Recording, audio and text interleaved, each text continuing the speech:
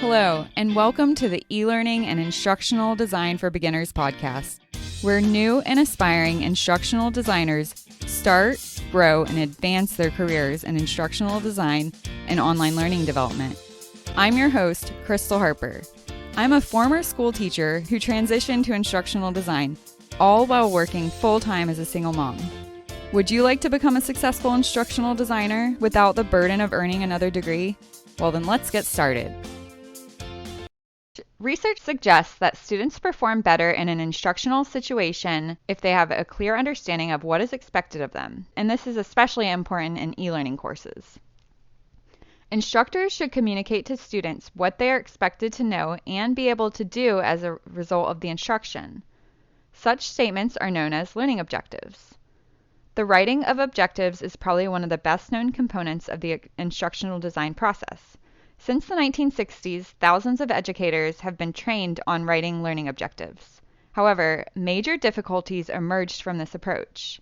In an e-learning course, learners need to have a clear understanding of what is expected of them. Instructors should communicate with the students what the students are to know and be able to do as a result of the instruction. Such statements are known as learning objectives.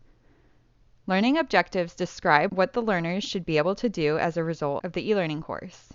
They describe what learners can do and what they complete in a unit or module of instruction and are typically derived from a goal analysis. In comparison, enabling objectives describe the sub-skills, knowledge, or attitudes learners require to achieve the terminal objective and are derived from the skills in your goal analysis.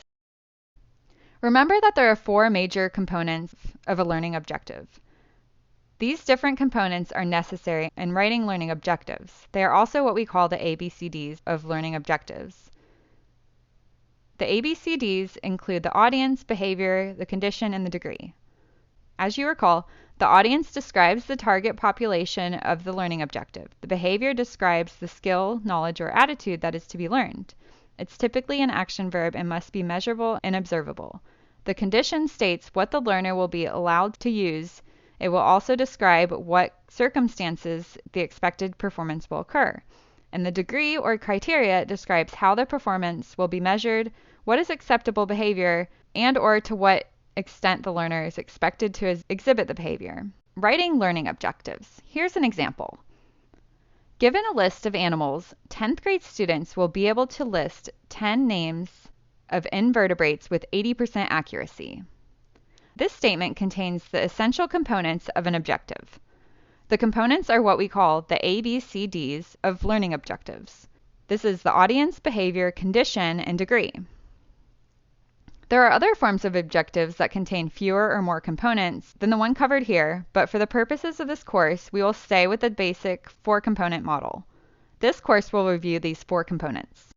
One of the four basic components of an objective is the audience. The target population who is expected to complete the objective should be defined. Examples of the audience could be students, faculty, managers, or 5th grade boys and girls. I believe that it's important to make the target audience explicit, particularly when instructional designers are preparing objectives to communicate their designers to other instructional design or development team members. However, when presenting objectives to students, the audience may be inferred or simply stated as you. Which of the following statements would you say defines the audience? Given all the available OSHA requirements, list the steps necessary in labeling a container with 80% accuracy. Or, the student will be able to list 7 presidents with 100% accuracy. If you chose, given all the available OSHA requirements, list the steps necessary in labeling a container with 80% accuracy, think about the audience. This learning objective does have different components, but it does not actually state the audience. Remember that in a learning objective, the audience must be actually stated. For example, the 8th grade girls, or the 5th grade gym classes, or the process technician. If you chose the student will be able to list 7 presidents with 100% accuracy, excellent. This is not a complete performance objective, but it does state the first component, the audience. The audience can be stated in a general manner, as seen here, or it can be stated in more specific terms. For example, the 2nd grade students with an A average. The second component for writing an objective is the behavior. The behavior is typically an action verb that describes what learners are expected to know or be able to do. It should match the verb identified in your instructional analysis. One of the difficult parts of writing a learning objective is to select an appropriate verb to describe the to-be learned behavior. The verb in the objective should describe an observable action and should be measurable. It is important to remember that the best objectives are explicit and exclude meanings other than your intent, such as to know versus to write. We cannot observe a person knowing, understanding, or appreciating, but we can observe a person writing, describing, or evaluating. In short, I believe that since objectives form the basis for student assessment, if it is not measurable, it would not be possible to determine precisely if students achieved the objective. Be sure to download the attached list action verbs or behaviors that are observable and measurable. They are classified according to 6 levels of learning posited by Bloom. Which of these statements best describes a behavior? The student will be able to write the alphabet with 100% accuracy. Or, the student will acquire an appreciation for Mozart. If you chose, the student will be able to write the alphabet with 100% accuracy, good job. You remembered that the most important part of the behavior was an observable verb. You can tell when someone is writing an alphabet. You can observe them actually doing it. This behavior is showing us a specific performance. If you chose, the student will be able to acquire appreciation for Mozart. Sorry, just because learning the alphabet might seem more elementary than appreciating Mozart does not make Mozart the correct answer. It would be great if we could give someone an appreciation of Mozart, but how can we measure this? How can we observe it? The verb appreciate does not help us. It is not explicit. How can we see someone appreciating Mozart? Words like appreciating, liking, and understanding can only be implied, they cannot be observed. Review the list of verbs in relation to the given taxonomy. Remember to look at the level of learning and then pick a verb that will explicitly describe what you want the learner to do. Words like stating, listing, and writing can explicitly describe a behavior. Many verbs involve fine motor skills, but behavior can also be observed by verbs like running, jumping, and skating. The third part of the learning objective is the condition. The condition may serve several functions. It may specify A, the cue or stimulus that learners will use to search for information stored in memory, B, the characteristic of resource materials or tools required to perform the task, and or C, the scope and complexity of the task. In short, it describes the conditions under which learners are expected to perform the specified behavior. Examples of condition are given a list of 20 factors, given a thermometer, when provided with a calendar, or granted $2,000. Choose the statement that best describes a condition. When given a group of spelling words, the students will be able to put them in alphabetical order. Or, 5th grade students will be able to state the 6 state capitals with 100% accuracy. If you chose, when given a group of spelling words, the students will be able to put them in alphabetical order. Terrific. This tells the learner that a group of spelling words are going to be given to them. They are not expected to decide what the spelling words are. You remembered that the condition states what the learner will be allowed to use. If you chose 5th grade students who will be able to state the 6 capitals with 100% accuracy, be able to state is a behavior, not a condition.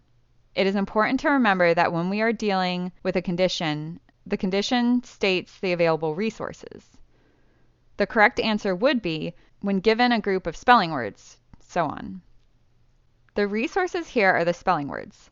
The student is told that they will be given the resources and will not have to decide what the spelling words are. A condition can state the situation and setting for the performance to take place. Remember that the condition can tell the cue or stimulus used in a learning objective.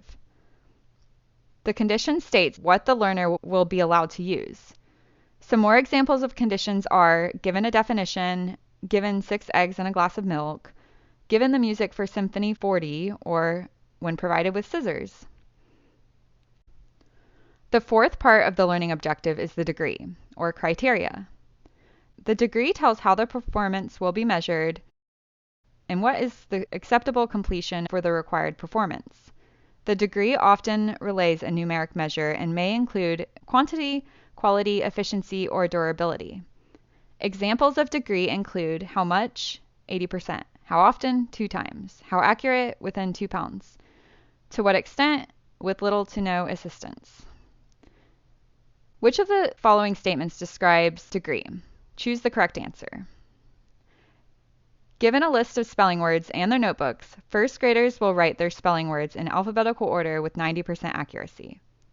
Or, given a label and a marker, the process technician will label the hazardous materials kept in an OSHA required container.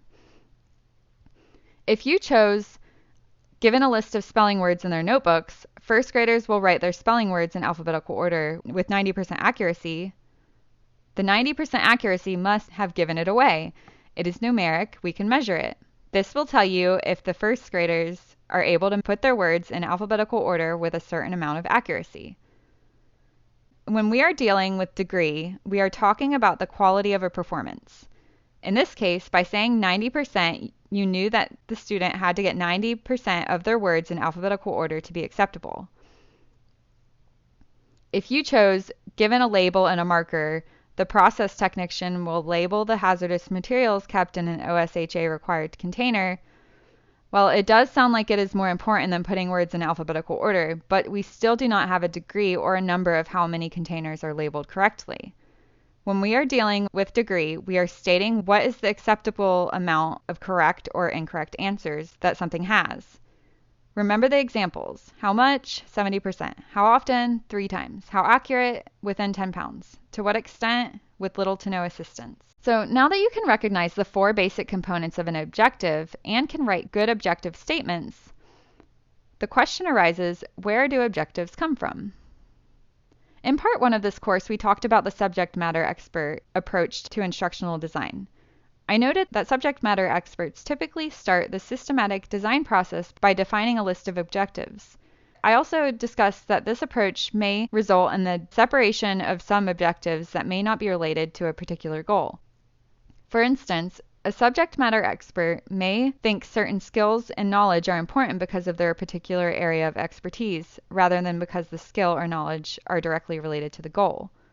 Subject matter experts may also fail to identify key objectives that are necessary to accomplish the goal because they have not analyzed the relationship between listed objectives. In part 1, you created a goal analysis and identified the major steps necessary to achieve your instructional goal.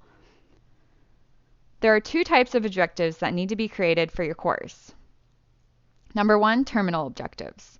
This is the major step you selected from your goal analysis, and these may be transformed into the terminal objective for your instructional unit or module. Terminal objectives specify what learners should know and be able to do after completing the unit or module in your eLearning course. The enabling objectives specify what the learners must know and be able to do to accomplish the terminal objectives. Because your terminal objectives should already be written in your goal analysis, we will now talk a little bit more about how to write the enabling objectives following the goal analysis. Instructors often begin the instructional design process by listing objectives that have already been defined by professional organizations, state boards, accrediting agencies, and local school districts, or by generating their own list based on their own past experiences and expertise. The problem with this approach is that it often results in some objectives that are not directly related to the goal or failure to identify objectives that are essential for meeting the goal. In addition, when instructors begin the instructional design process by listing objectives, the relationship between the objectives is not always clear, making it difficult for learners to discern the connection among specified objectives or the relationship between the targeted objectives and prior knowledge. You need to identify the skills and entry behaviors associated with the aligned core competency or whole task. These skills will be your learning objectives. Objective writing is one of the most difficult and time-consuming of all tasks. So, after analyzing your instructional goal, your next task is to identify the skills and entry behaviors necessary to accomplish each step specified in your goal analysis. Using the major steps in your goal analysis may or may not be the most appropriate manner for defining instructional modules or units for your eLearning course or training program. You must apply your experience, knowledge, and some common sense to determine the scope and sequence of your instruction. Now you should conduct a skills analysis of all the major steps identified in your goal analysis, following the ABCDs that we discussed in this course. Then identify the logical clusters of skills and knowledge, and that becomes your instructional units or modules. Then arrange the clusters in a logical sequence to generate the overall scope and sequence of your instruction. There are two major problems with learning objectives. First, without well-defined analysis techniques, e-learning instructors find it difficult to define objectives. With little to no training on goal analyses, instructors often revert to textbooks, their prior experiences, or others to identify topics for which to write objectives. As a result, many trivial and abstractly related objectives are written. Second, without an overall systematic design process, instructors do not know what to do with the objectives once they are written. Instructors often list objectives to help focus learners' attention, but do little else to align instruction or assessment with the objectives. Educators have raised additional objections to the use of learning objectives. Number one, reduce instruction to such small discrete components that learners often lose the trees from the forest. Number two, they limit class discussions in student learning. And number three, learning objectives can't be written for some areas such as humanities. They communicate to learners what is expected of them and helps them to focus their efforts. Learning objectives communicate learners what is expected of them and helps them focus their effort. They are also used as a basis for determining assessment methods and instruments, as well as to help guide the development of instructional strategies and the selection of media.